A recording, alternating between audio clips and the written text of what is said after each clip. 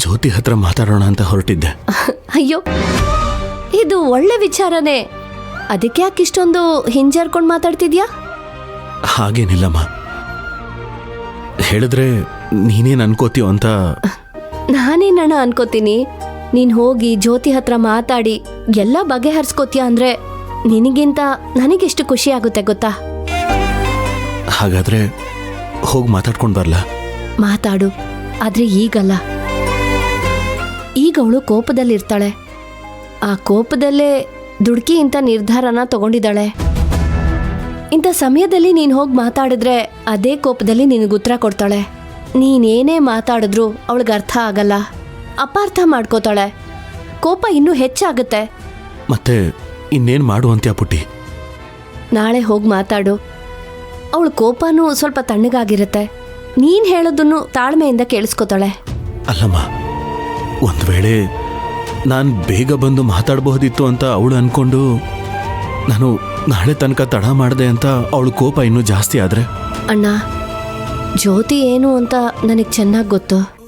ಅವಳು ನನ್ನ ಗೆಳತಿ ಅನ್ನೋದಕ್ಕಿಂತ ಹೆಚ್ಚಾಗಿ ಒಂದು ಹೆಣ್ಣಿನ ಮನಸ್ಸು ಏನು ಅಂತ ನಿನಗಿಂತ ನನಗೆ ಚೆನ್ನಾಗಿ ಗೊತ್ತು.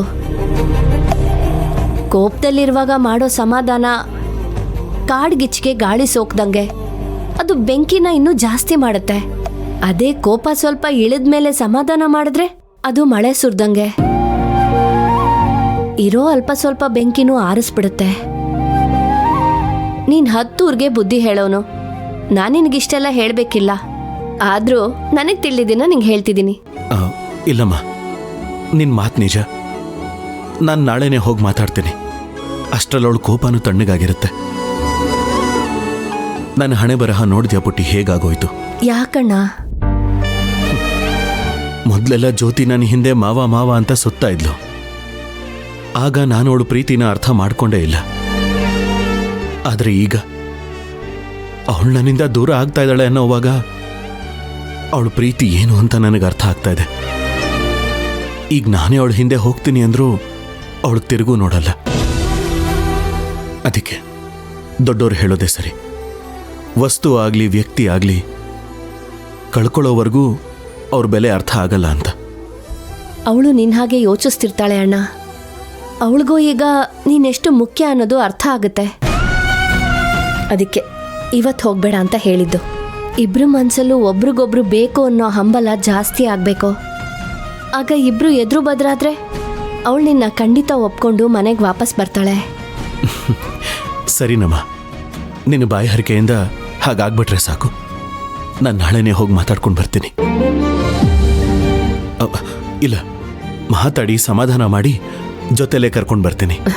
ಸರಿ ಅಣ್ಣ.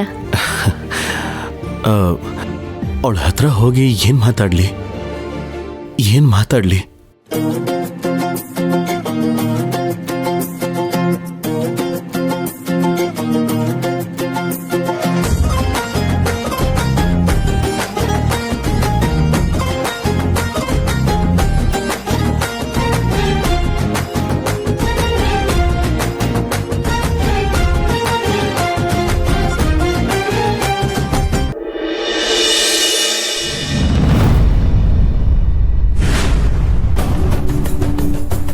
ಯಾಕಮ್ಮ ನಿಂತ್ಕೊಂಡೆ?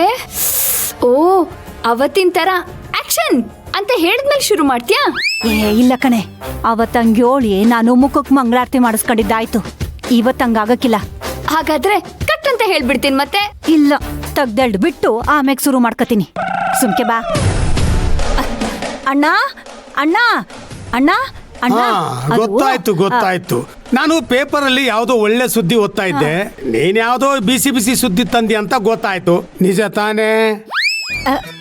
ಅಯ್ಯೋ ನಿಜ ಅಣ್ಣ. ನನ್ನ ಊಹೆಯ ಪ್ರಕಾರ ಇದು ಆ ಶಿವರಾಜದು ಇಲ್ಲ ಜ್ಯೋತಿದು ಇರ್ಬೇಕು ಅಲ್ವಾ? ಅಯ್ಯೋ ಅಯ್ಯೋ ಅಯ್ಯೋ, ಇದು ನಿಜ ಅಣ್ಣ. ನಿನ್ಗೆ ಹೆಂಗಣ್ಣ ಗೊತ್ತಾಯ್ತು? ಜ್ಯೋತಿಷ ಏನಾರ ಕಲ್ತ್ಬಿಟ್ಟೋ ಹೆಂಗೆ? ಯಾವ್ದು ಕಲ್ತಿಲ್ಲಮ್ಮ. ಈ ಮುಖಗಳು ನೋಡ್ತಾ ಇಲ್ವಾ? ಅಷ್ಟು ವರ್ಷದಿಂದ ಅಷ್ಟು ಗೊತ್ತಾಗಕ್ಕಿಲ್ವಾ ನನ್ಗೆ? ಅನುಭವ. ಅದೇನ್ ಸುದ್ದಿ ತಂದಿದ್ದೀರೋ ಫಸ್ಟ್ ಓದ್ರಿ. ನಾನು ಹೇಳ್ತೀನಿ, ನೀ ನನ್ನ ಮೇಲೆ ಕೋಪ ಮಾಡ್ಕೋಬಾರ್ದು. ಅಲ್ಲ ನಾನ್ ಕೋಪ ಮಾಡ್ಕೋತೀನೋ ಬಿಡ್ತೀನೋ, ನೀನ್ ತಂದಿರೋ ಸುದ್ದಿ ಆ ಕಡೆ ಈ ಕಡೆ ಏನಾದ್ರು ಆಗಿದ್ರೆ ನಿಮ್ ಹೊತ್ತಿಗೆ ಬಂದು ಹಿಡ್ಕೊಂಡು ಬಾರಿಸ್ಬಿಡ್ತಾಳೆ. ಅದಕ್ಕೆ ನಾನು ಜವಾಬ್ದಾರನಲ್ಲ. ಅದು ನಿಜಾನೇ. ಅತ್ತಿಗೆ ಇಲ್ವೇ?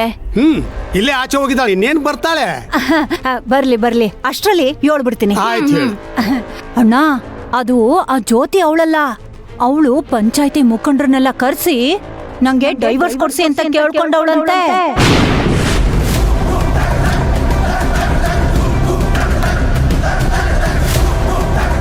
ಅಣ್ಣ, ಅವಳು ಹಿಂಗ್ ಕೇಳೋವಳೆ ಅಂದ್ರೆ ಆ ಜ್ಯೋತಿಗೆ ಯೋಟ್ ಸೊಕ್ಕಿರ್ಬೇಕಲ್ವೇ? ಬರೀ ಸೊಕ್ಕಲ್ಲ, ದುರಹಂಕಾರ. ನಮ್ ಶಿವರಾಜನಿಗೆ ಬುದ್ಧಿ ಇಲ್ಲ. ಅವನ್ ಜಾಗದಲ್ಲಿ ನಾನೇನಾದ್ರೂ ಇದ್ದಿದ್ರೆ ಅವಳನ್ನ ತುಂಡು ತುಂಡ ಕತ್ತರಿಸಿ ಮೂಟೆ ಕಟ್ಟಿ ನೀರಿಲ್ದಿರೋ ಬಾಯಿ ಬಿಸಾಕ್ಬಿಡ್ತಿದ್ದೆ. ಆದ್ರೂ ಪಾಪ ನಮ್ ಶಿವರಾಜ ನೋಡ್ತಾ ಇದ್ರೆ ಕೊಳ್ಳೇ ಕಿತ್ತು ಬರ್ತದೆ. ಕಟ್ಕೊಂಡವಳಿಂದ ಯಾವ ಸುಖನೂ ಕಾಣ್ಲಿಲ್ಲ. ಈಗ ನೋಡಿರೆ ಅವಳು ಡೈವರ್ಸೇ ಕೇಳ್ತಾವಳೆ. ಅವಳೇನು ಕೇಳೋದು, ನಾವೇ ಶಿವರಾಜ್ ಹೇಳಿ ಡೈವರ್ಸ್ ಮಾಡಿಸಿ ಅವನಿಗೆ ಬೇರೆ ಮದುವೆ ಮಾಡಿದ್ರಾಯ್ತು.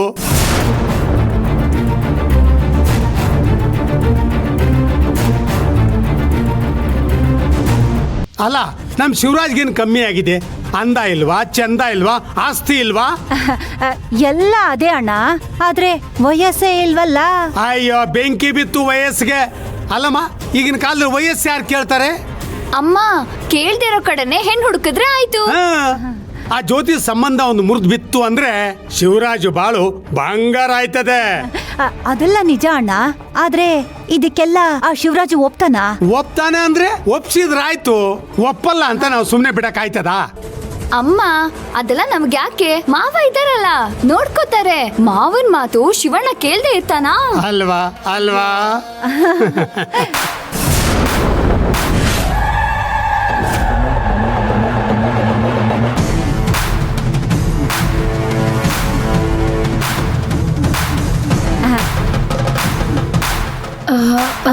ಅತಿಗೆ ಈಗ ಬಂದ್ಯಾ?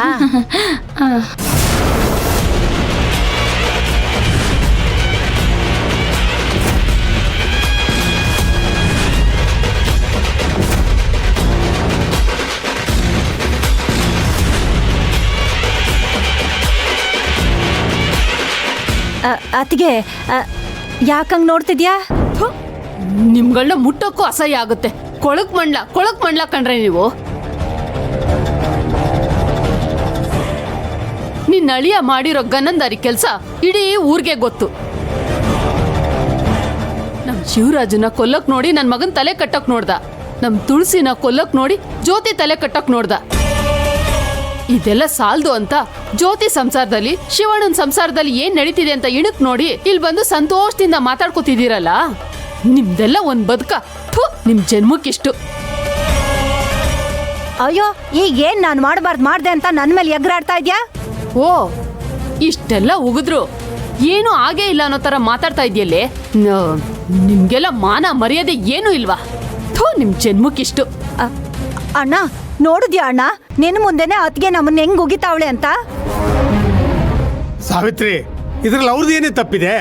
ಅಲ್ಲಿ ಏನಾಗಿದೆಯೋ ಅದನ್ನ ಬಂದು ಹೇಳಿದ್ರಷ್ಟೇ. ನೋಡು, ನೀನ್ ಹಾಗೇನಾದ್ರು ಉಗಿಯೋದಿದ್ರೆ ಹೋಗಿ ಆ ಜ್ಯೋತಿಗೆ ಉಗಿದ್ಬಿಟ್ ಬಾ. ಅವಳಿಗೆ ಯಾಕ್ರೆ ಉಗಿಬೇಕು? ಇಂಥವ್ರ ಜೊತೆ ಸೇರ್ಕೊಂಡು ನೀವು ಮಾತಾಡ್ತಾ ಕೂತಿದ್ದೀರಲ್ಲ, ಮೊದ್ಲು ನಿಮ್ಗೆ ಉಗಿಬೇಕು.